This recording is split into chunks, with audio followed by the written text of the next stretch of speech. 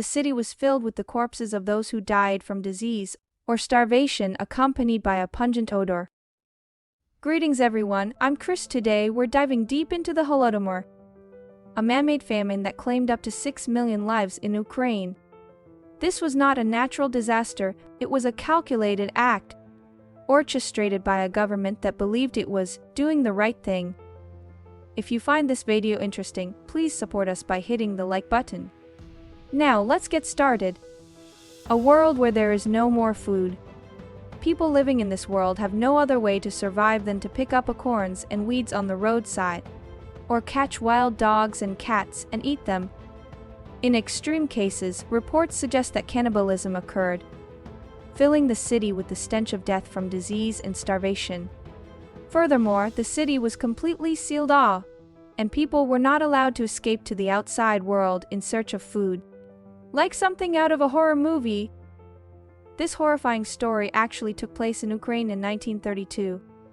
Yes, 90 years ago, Ukraine was in a state of extreme hunger. Ukraine was originally known as a fruitful land where many farmers lived, and where large-scale food shortages were difficult to occur. In this video, we will explore the Holodomor, a man-made famine that is estimated to have claimed as many as 6 million lives in Ukraine. This famine was not caused by a natural disaster, but by a man's crazy plan. That individual believed he was doing the right thing, despite the immense suffering and loss of life his actions cause. Why on earth was such a terrible thing done in Ukraine? The answer can be seen by tracing the circumstances of the countries that ruled Ukraine. At the time, Russia and the Soviet Union. 15 years before the Holodomor, there had been a revolution in Russia by poverty-stricken workers, who demanded better food supplies and peace. This revolution toppled the Russian government, which had previously favored the rich. And a new government was born that aimed to eliminate the rich and create a society without inequality. One of the major concerns of the new Russian government was the existence of the peasantry. During the revolution, the peasants, like other poor workers, had been a major force to overthrow the rich government. However, although the newly formed Russian government and these peasants had a common goal of defeating the rich, the ideals they were aiming for were slightly different. The new Russian government wanted a society in which all property, including land, was shared by all citizens, while the peasants wanted to own their own land and be free to do business without being exploited by anyone. These two incompatible ideas would eventually cause great turmoil in Russian society. In the aftermath of the Russian Revolution, a civil war erupted between those who supported the new government's policies and those who opposed them. In order to fight this civil war, the Russian government needed to secure a stable supply of food. So it took the following hardline measures against the peasants. The government will confiscate all crops produced by the peasants. The Russian government tried to stabilize society by taking away all the crops from the peasants, except for the minimum amount necessary for daily life, and giving the food to city workers and soldiers. They began to think that no matter how much they produced, the government would take it all away, and they intentionally reduced the amount of crops they produced. As the peasants produced fewer crops, less food was naturally gathered into the country, and correspondingly less food was distributed to the urban workers. Eventually, there was nothing to eat in Russia's urban areas, and the number of workers who moved to rural areas in search of food rapidly increased. In addition, a drought hit Russia at an inopportune time, and the food shortage worsened. Thus, large-scale starvation broke out in Russia, killing millions of people in less than a year. It's a tragic paradox that a country aiming to secure a stable food supply ended up facing nationwide food shortages. In 1922, the Russian government established a new country, called the Soviet Union, by uniting the surrounding countries under the principle of spreading a society without disparities throughout the world. Then, about a year after the establishment of the Soviet Union, a person who had a strong sense of crisis over the contradiction that rich people kept being born became the new leader of the Soviet Union. That person was Stalin. Stalin saw that Russia was suffering from a series of turmoil, and was growing at a slower pace than the surrounding industrialized countries. Let's mobilize the entire population and concentrate on building a big machine. The idea was that the Soviet government would control all enterprises, minimizing the production of commodities while concentrating workers on making the things needed to make the country strong, such as aircraft, tanks, and the energy needed to run them. However, to make this work, huge amounts of money would be needed to operate large factories in large numbers, and food to feed the workers.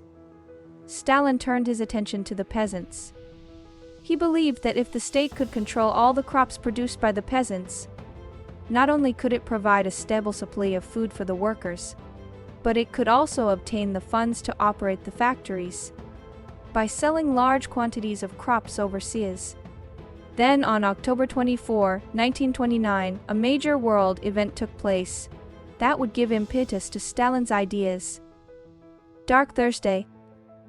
In what would later become known as the Great Depression, Stalin, citing the rapidly worsening economies of countries that had allowed their citizens to do business freely, justified his idea that state control of society is the safest and most prosperous way, and that the peasants who do business freely may take their crops away from the peasants who do not. Stalin justified his belief that state control of society is the safest and most prosperous way.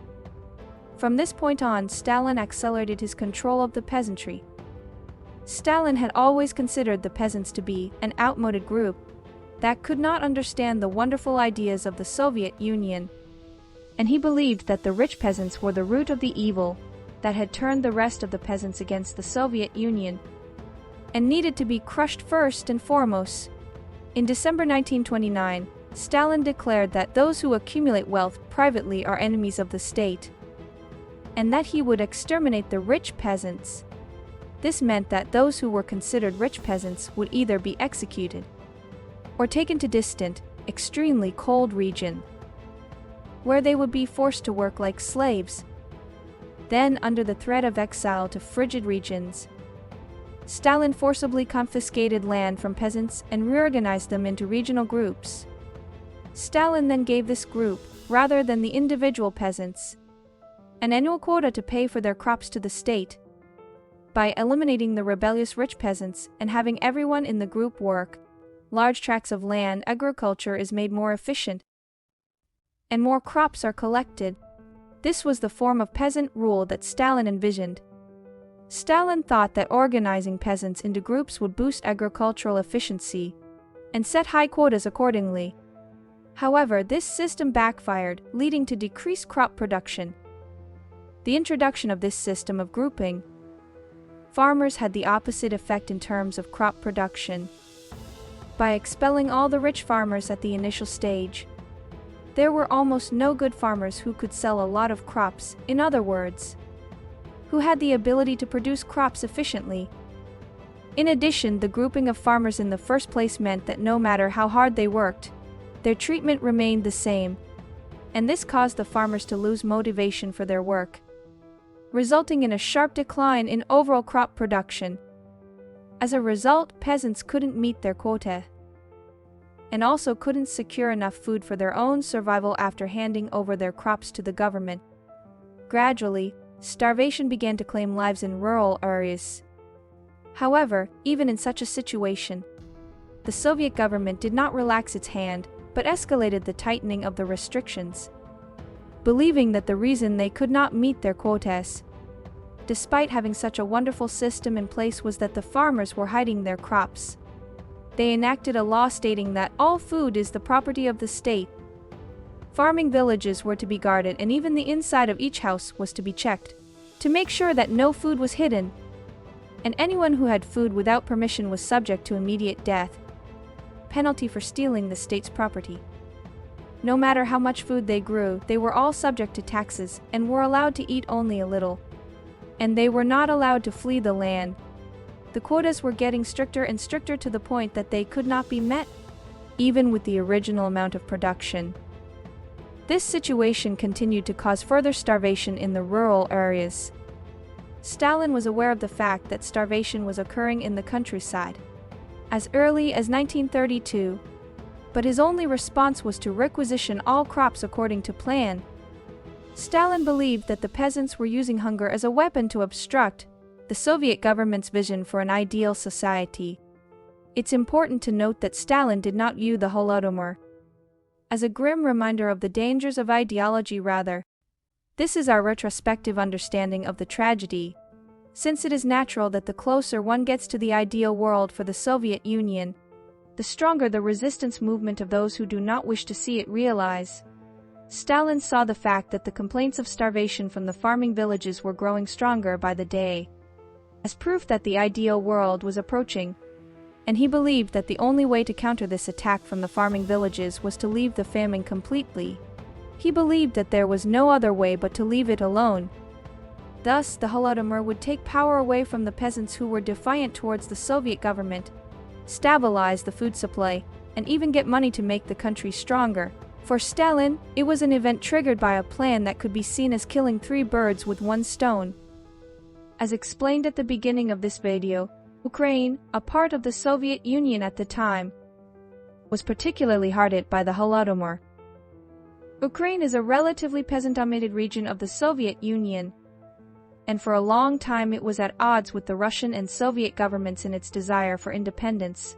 So it is said that the Soviet government was particularly harsh on Ukrainian farmers. Against this background, several countries, including Ukraine, the United States, Canada, and Poland, now recognize that the Holodomor was a deliberate genocide committed by the Soviet government to exterminate the Ukrainian people. The Holodomor stands as a somber lesson on the devastating consequences when ideology takes precedence over human life. This is a chapter in history that we must never forget to prevent the risk of it ever happening again.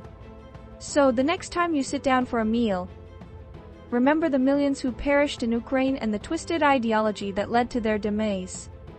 Thank you for watching. Don't forget to like, comment, and subscribe for more insightful content. Take care and see you in the next video. Goodbye!